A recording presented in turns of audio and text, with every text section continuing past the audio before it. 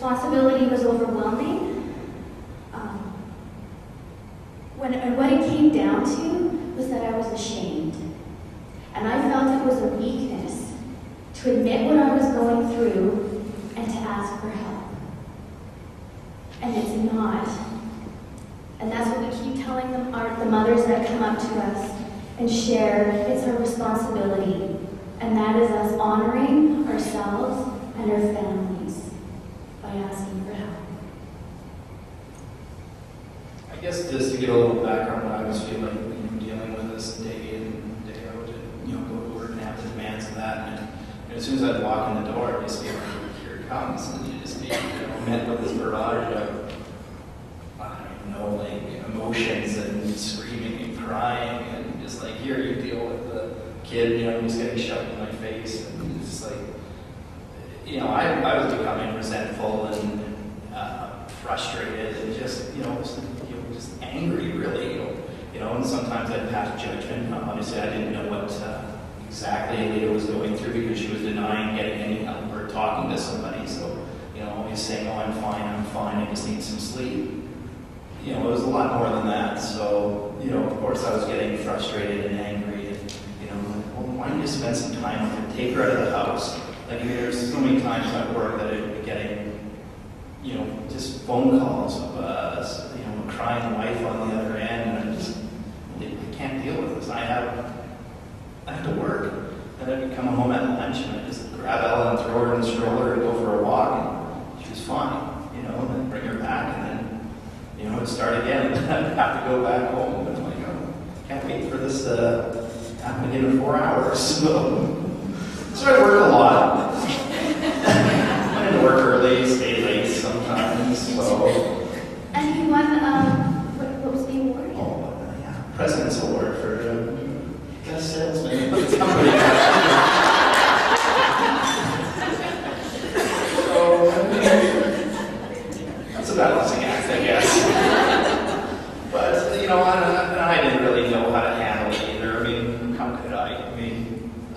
All I can think is, if this is what being a parent is like all the time, why does anyone do it more than once? What is going on? This can't be normal. But, obviously things have gotten better and we recognize what it was all about. And now, things are a heck of a lot better, that's for sure. Yeah. I also want to mention that I was afraid to talk up or speak up as well because I was afraid Ella would be taken away. That was a big fear of mine.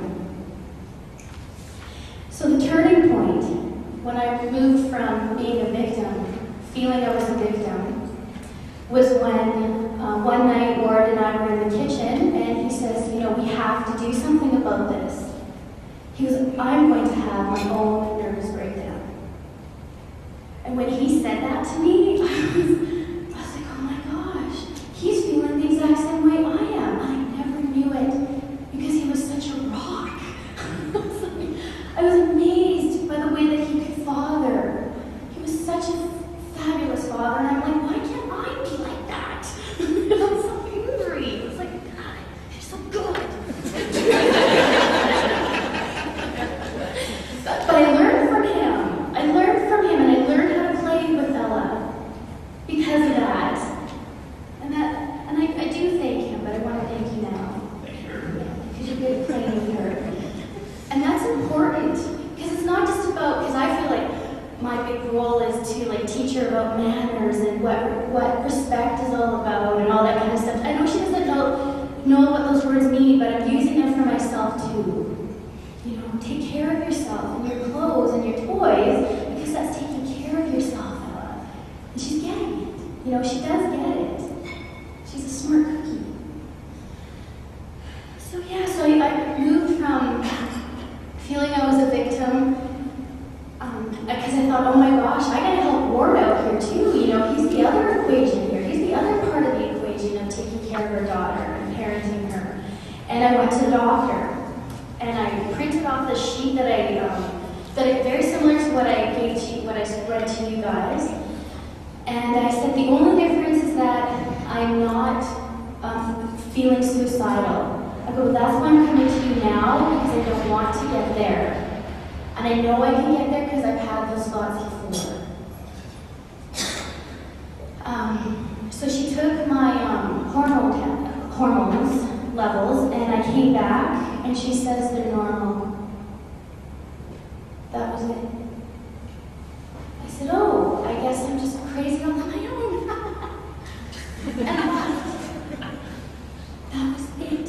The one person I thought I could really get help from, a professional that I thought I could go to, at that point in time that I was thinking, and she didn't even diagnose me. I even had the list. And I'm like, this is horrifying, as I reflect. This is horrifying because we tell moms to go and see their general practitioners and their family doctors. I will one day get the nerve, and I will maybe take her for lunch. She needs to know, if she doesn't know already, what postpartum depression is all about, because she sees parents every day.